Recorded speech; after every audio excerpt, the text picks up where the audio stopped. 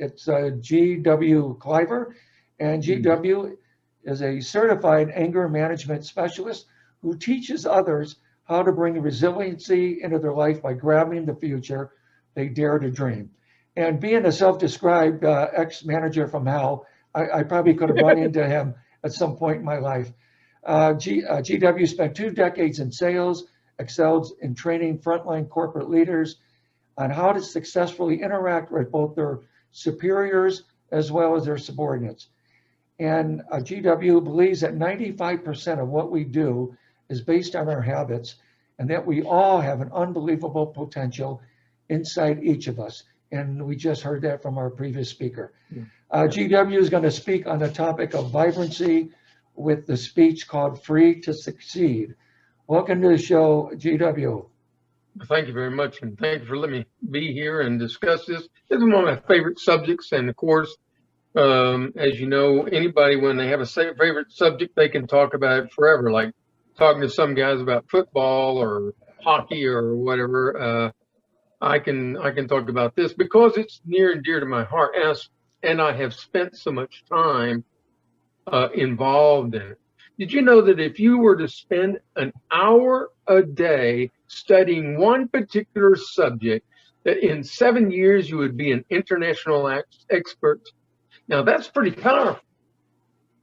Meaning you would know as much about it as anybody else in the entire world. Now that's pretty good. So that's what I've been doing myself with studying with the mind, and it's quite fascinating. Now I have a book coming out, and I say that as soon as I write it. Okay, let's not go there. Anybody who writes knows you start it and you throw it away and you start it again, etc. But anyway, so for this purpose of our discussion today, I'm going to use these 4 topics that are main topics in my book. And the reason why is because anybody who's over 40 is going to think, you know what, life has already passed me by. Everybody else is looking at easy street. They're all retiring. Maybe they've made millions before they were 20. I don't know how that works. I've never seen that, but I've heard of it. And so the biggest problem we have, in truth, is escaping the prison of our mind to be free to succeed. We imprison ourselves in our own areas, unique to you, unique to me, unique to anyone. And so the first thing you do is you think about having a new beginning. A new beginning, which, you know, it sounds like something bright and happy. You've got to think about something new and something exciting. At the same time, you've got to recognize your own limitations, the limitations you put on your social life, the limitations you put up on your self-imposed limitations, the limitations on your circumstances, you know, who you are. I mean, if you're a child of a father who was a mass murderer, you're going to have a tough time getting your name out there. You know, these kind of things are going to affect how you live your life. And so you have to deal with your limitations to begin with. And then you have to figure out, how is it that I'm going to be able to get out of this life? Where's the light at the end of the tunnel? These are pictures I'm going to put in my book. Okay, going to put, you understand the future. Okay, and so this way out is to understand what is happening to you. Now let's talk about the mind for a moment. And I'm going to spend more time on this than any of the other subjects, because this is the key. And for you today, to be able to fully understand will help you so tremendously. So in the mind, let's take a look, which is behind the eyes here. We have 2 parts. We have the, just a minute, my papers are sticking together. We have the subconscious mind and the conscious mind. I put it like a guy at a desk, you know, with things to do, past, present, and future. You know what I mean? So he's got these things to do, but the thing is, everything you've ever seen, heard of, or thought of is recorded somewhere in your subconscious mind. That's why the door to the subconscious mind, you know, you can't see it. You can't go in there and browse around and pick out what you want, yet 95% of what you do a day is ruled by the subconscious mind. Now, what that means is that a habit is driving your today, which is why you're having the same day today that you had yesterday. And you sit here and you say, I don't want that. I want a new day. So you start off in a new day. But the reality is only 5% of your life is being driven by your conscious mind, what you consciously say and do. So what does that mean?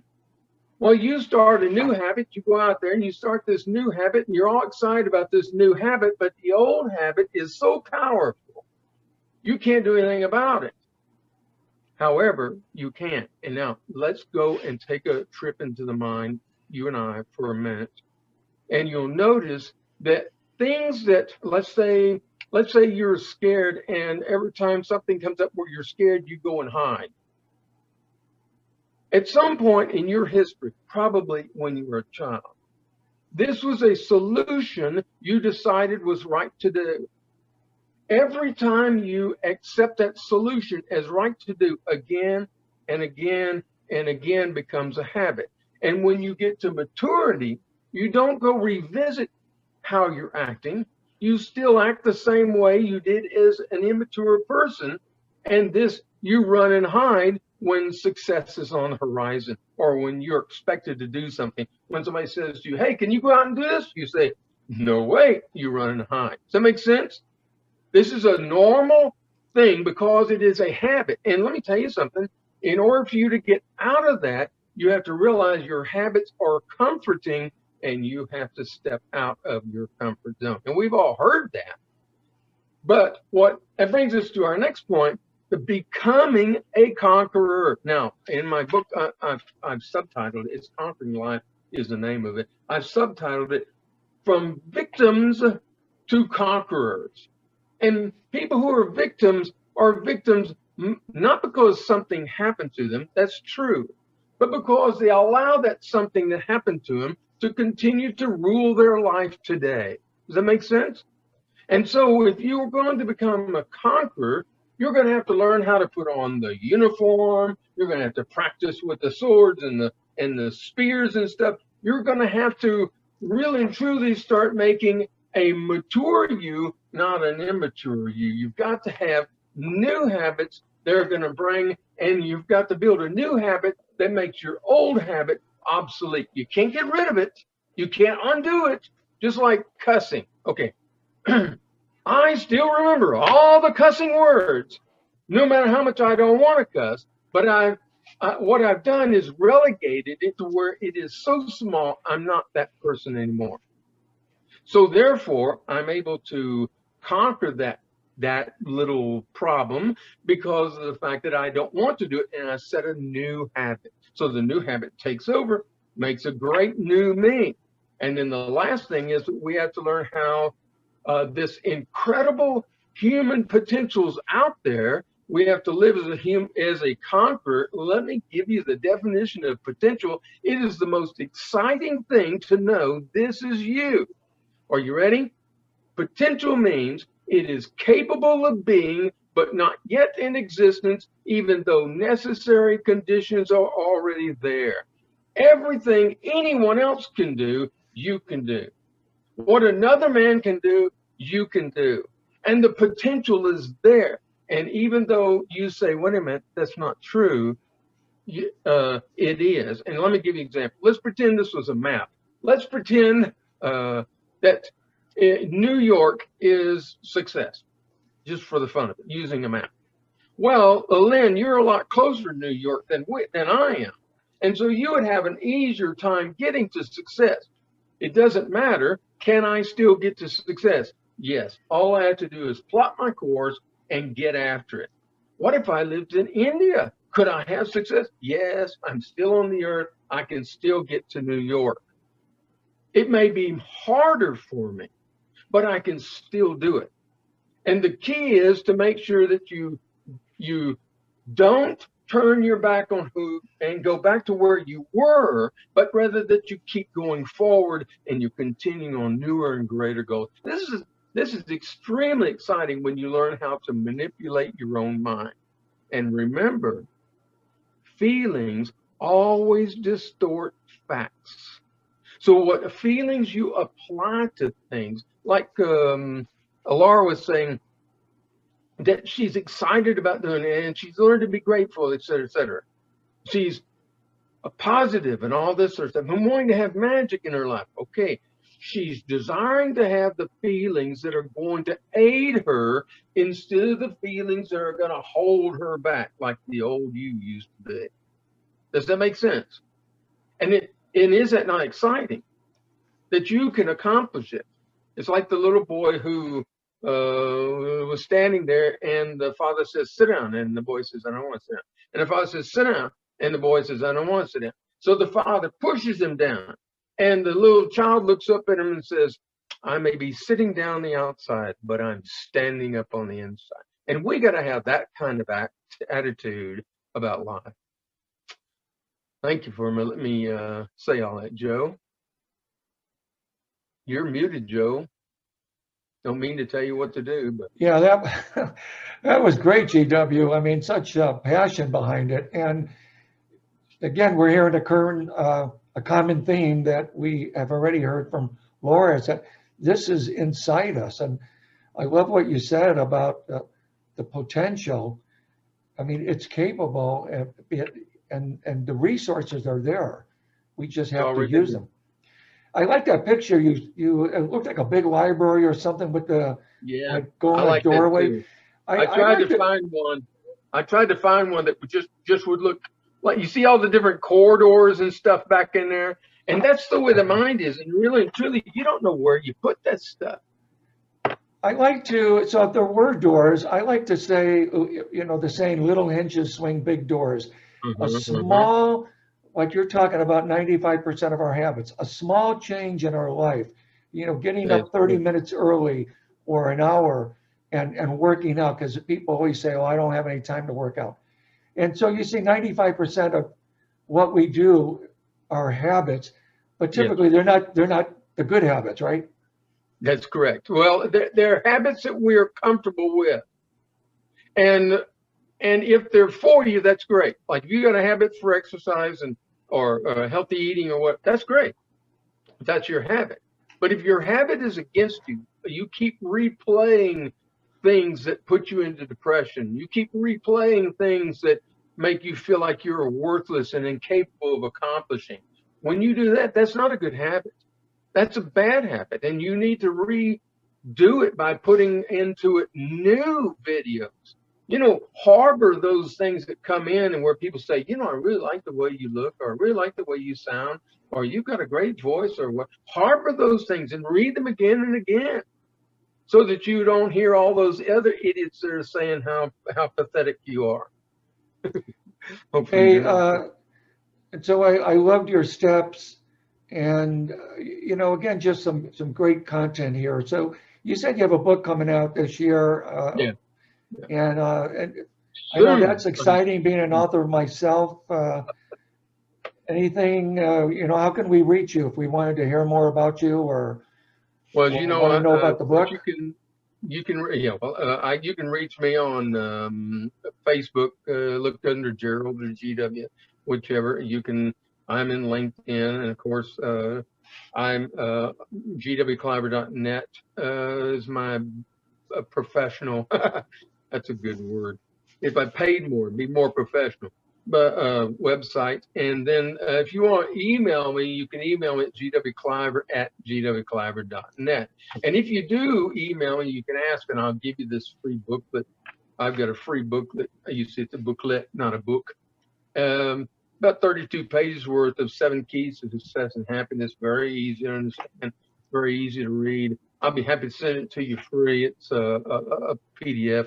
You can print out for yourself. That's great. We appreciate that. Any last words, GW, before we go to our other guests? I got to say my last ones now? I was hoping to live a little while longer. Oh, no, I'm going to bring on the ladies, so I can go ahead and bring them on. You can keep talking. Right.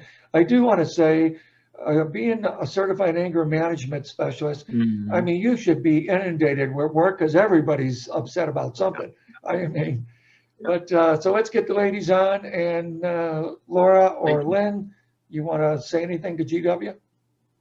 Yeah, I enjoyed your chat, and yeah, you're right. The subconscious mind is a record of our a database, a record of the past, and what I have to share too. It will go into how the mind works, but when we really understand, that's the key. Is when we really understand how our mind works.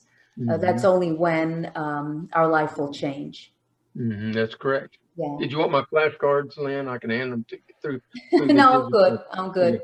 Thank you. Yeah, it's, I mean, once you understand that, and once you understand that you alone are in control, Yeah. then you have the world by the tail. And Yeah. let me tell you something, the laws are set. You are paid whatever you bring to the marketplace. If you can only be paid so much, you got to bring more. I mean, these things are so set, it's unbelievable. It's exciting to know. No, it is. It is. It's all about value too. If you want to get paid more, you have to have more value. I mean, And you have to give more than you're paid. right. You have to value yourself. Some people don't value themselves, which is why they can't ask for what they're really worth. One time I had a lady come to me and she had an ottoman. You know what an ottoman is? It's a person who has a lot of money. It's their word for footstool. Anyway, an ottoman, and she wanted it done, and wherever I gave her a card, and the card has the price on it. When she gave it back to her, she wouldn't pay me the price. She said, "Oh, it's not worth that." And so she wanted to give me about half, and I said, "No." I said, "I'll tell you what, you can be my, I'll give you this for free." She said, "Oh no, I'll pay you." I said, "You're not going to pay me for that, not $50, because it isn't worth that to me, and I'm worth more than that." You have to hold yourself to the standard where you're worth what you're asking. Yeah. Laura, anything you want to chime in? I just love the common theme going on here, first of all. That's great. And I love the way we all kind of just say it differently, but it's like the same message that's threaded throughout. And I just think that that's beautiful. I also love what you said about habits, because it is so true. Just because we're comfortable with something doesn't mean it's necessarily good for us. So that is like the ultimate truth, because yeah, we know what to predict, but it doesn't mean that it's going to serve. That's correct. That's correct. And it's so dangerous to stay where you are in that old habit, because you're going to continue having the same day that you had yesterday. Thank you. All right. Thank you, GW. All right. Give him some kudos here.